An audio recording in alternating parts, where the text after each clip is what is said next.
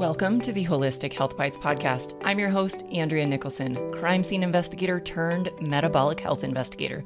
This podcast provides bite-sized episodes to help you have a pristine health scene so you can live a vibrant, adventure-filled life. Let's dive in.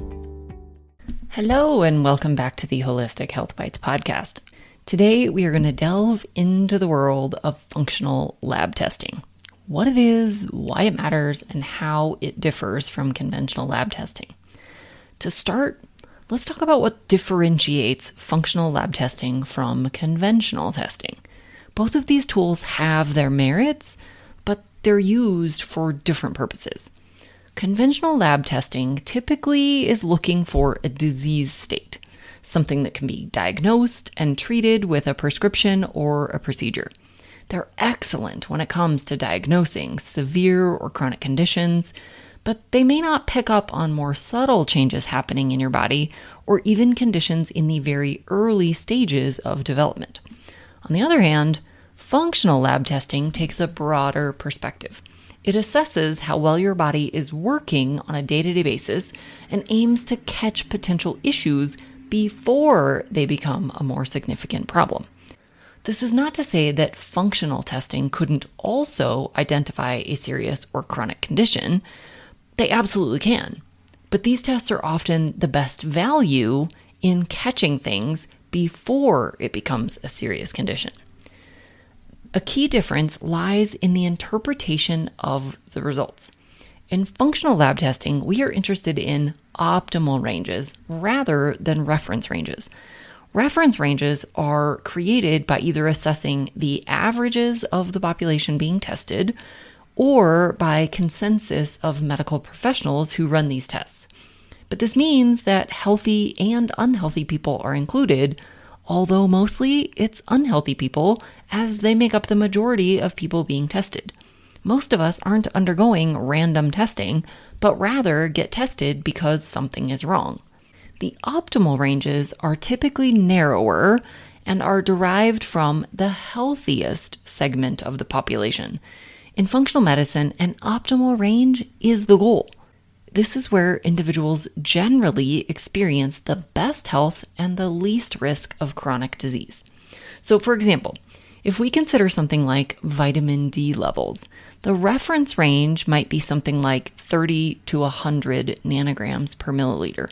But the optimal range might be something like 50 to 80 nanograms per milliliter, because studies show that this is the level where most people experience the best health outcomes. So optimal ranges provide a more stringent and health-focused goal than reference ranges. They aim for optimal health and wellness, not just the absence of disease. So now let's turn a little bit and talk about the different types of tests that we use in functional lab testing. Firstly, there's comprehensive blood chemistry. This is similar, yet often completely different from conventional blood testing.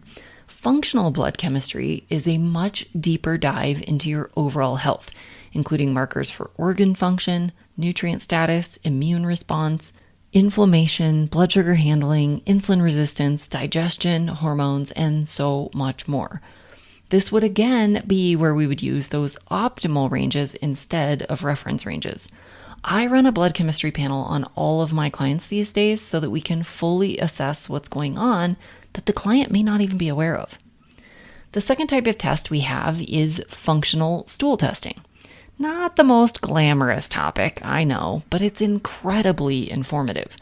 This type of test can provide insights into your digestion, nutrient absorption, gut microbes, and even immune function.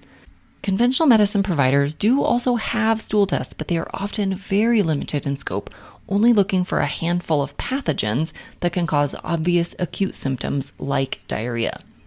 The third type of test is urinary organic acids test. This is a metabolic test that can tell us a lot about your nutrient status, gut health, detoxification capacity, neurotransmitters, and overall metabolic health. It's like getting a snapshot of your body's metabolic processes in one simple urine collection. And the final type of test that I will discuss today is hormone testing. In the functional world, this is usually done through urinary or salivary panels. These tests can be used to assess your adrenal health and or your sex hormone balance. These can be a game changer for understanding hormonal issues, adrenal fatigue, fertility problems, and even bone loss. Now, you might be wondering why these tests aren't typically covered by insurance. And the main reason is that insurance companies usually cover tests that are used to diagnose disease, not tests that are used to assess overall function and wellness. It's a little backwards, I know, but that's the state of our healthcare system. I don't know about you, but I would much rather not progress to the stage where I can be diagnosed with something if I can catch it early enough to stop it and reverse the course. This is my ultimate goal for myself and my clients. Working with a functional health practitioner like myself gives you a comprehensive understanding of these tests. We take a deep dive into the results, not just looking for disease, but looking for dysfunctions and imbalances that could lead to disease down the line.